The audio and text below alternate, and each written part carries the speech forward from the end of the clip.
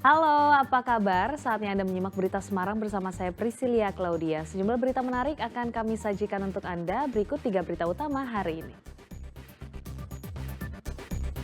Tanah di bawah lantai hilang tergerus air, bangunan sebuah sekolah madrasah di Magelang terancam ambruk. Jembatan penghubung antar kecamatan di Kabupaten Banjarnegara putus akibat diterjang banjir.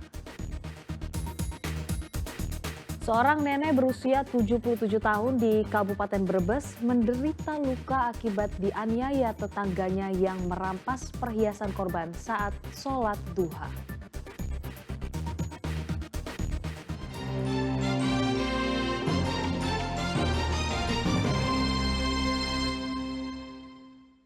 Bangunan sebuah sekolah madrasah di Kabupaten Magelang terancam ambruk akibat tanah lantai tergerus air.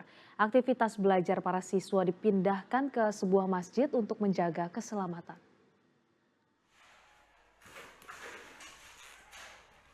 Akibat tergerus air, tanah di bawah lantai Madrasah Ibtidayah Nurul Huda di Dusun Butuh, Kecamatan Sawangan, Kabupaten Magelang terancam amblas. Bahkan sebagian tanah hilang terbawa air sehingga tersisa rongga sepanjang hingga 10 meter. Ini membahayakan para siswa karena sewaktu-waktu bangunan bisa ambruk. Pihak sekolah untuk sementara memindahkan aktivitas belajar mengajar para siswa ke masjid milik desa. 2 mingguan. 2 minggu. Kelasnya kenapa? Enggak lagi direnovasi. Rusak atau gimana? Rusak apanya? Lantainya Belajar di masjid ini nyaman nggak? agak Rasanya gimana? Pengen punya kelas? Sedih. Terus maunya gimana? Kelasnya diperbaiki atau gimana? rasanya mau diperbaiki. Diduga akibat hujan terus-menerus membuat saluran drainase dekat sekolah juga tersisa menjadi rongga memanjang sepanjang 10 meter. Sedikitnya ada 3 ruang kelas dan 1 ruang guru yang terancam ambruk. Ketahuan adalah ketika kita berjalan lantai berbunyi duk-duk-duk seperti nggak ada isinya itu tanahnya. Itu apa fondasinya itu Pak? Ya fondasi dan semua tanah itu hilang dan fondasi yang ada di sana sudah gandul. Tergerus air. Tergerus air hujan, air selokan. Berapa ruang atau lokal Pak yang terdampak? Itu ada bawah 2 lokal, atas 2 lokal. Kebetulan itu tingkat sehingga kita khawatir karena bebannya berat. Oke, saat ini kita baru punya modal 5 juta itu yang murni bantuan. Sementara yang lainnya kita hutang ke pihak ketiga dulu. Sekolah ini memiliki 107 siswa dan 10 guru. Sekitar 70 siswa untuk sementara diungsikan ke masjid agar bisa mengikuti proses belajar mengajar. Wahyu Diono melaporkan dari Magelang. Waspada lagi dan lagi, hujan deras disertai angin kencang membuat 2 rumah warga di Desa Kalisari Demak rusak parah, khususnya pada bagian atap. Salah satu rumah juga tertimpa pohon mangga besar.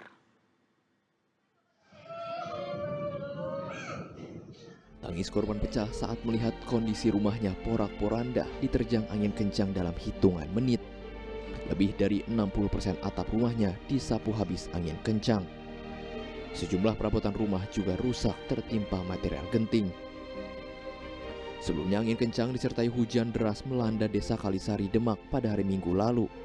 Salah satu rumah warga juga ada yang tertimpa pohon mangga besar. Dari data sementara, Kecamatan Sayung terdapat 2 rumah warga yang rusak parah akibat diterjang angin kencang disertai hujan deras.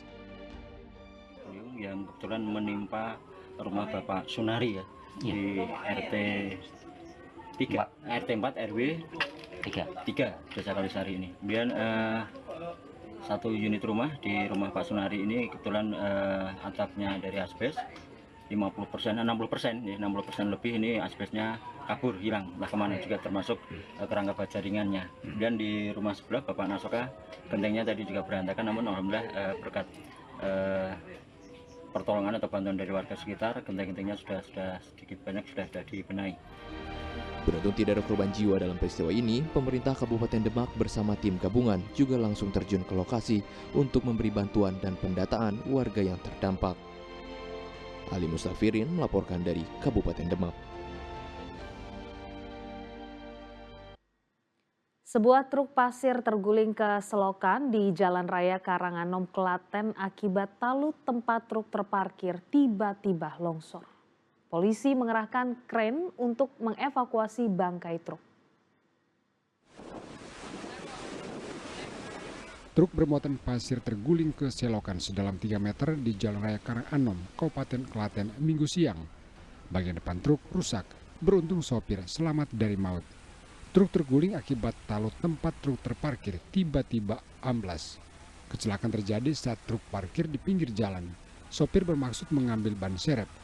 Sopir sempat mendengar suara patahan, namun belum sempat memindahkan truk. Tiba-tiba talut amblas sehingga truk terbalik ke selokan. TKP, truk ini parkir di pinggir jalan untuk mengambil ban serep. Kemudian pada saat turun, pengemudi ini mendengar suara kretek-kretek. Nah, kemudian dia naik kembali untuk memindahkan kendaraan atau KBN tersebut. Namun belum sempat memindahkan, belum sempat dipindahkan, tiba-tiba tanah di lokasi parkir tersebut longsor dan KBN terguling masuk ke sungai dengan posisi terbalik. Kemudian pengemudi keluar dari kabin dan Polisi mengerahkan 2 buah krain untuk mengevakuasi bangkai truk. Proses evakuasi butuh waktu lama sekitar 3 jam untuk mengangkat truk dari selokan. Krisna Agung melaporkan dari Klaten. Diterjang banjir, jembatan penghubung antar kecamatan di Kabupaten Banjarnegara nyaris roboh. Namun masih ada saja warga yang tetap nekat melintasi jembatan.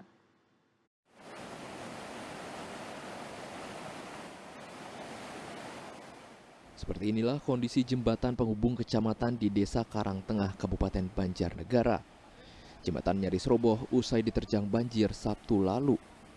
Jalan jembatan di bagian beton penyangga terlihat ambruk, sementara sebagian badan jalan jembatan nyaris putus. Meski kondisi jembatan sepanjang 20 meter dengan lebar 4 meter ini nyaris ambruk, namun ada saja warga yang tetap nekat melintas jembatan menggunakan sepeda motor.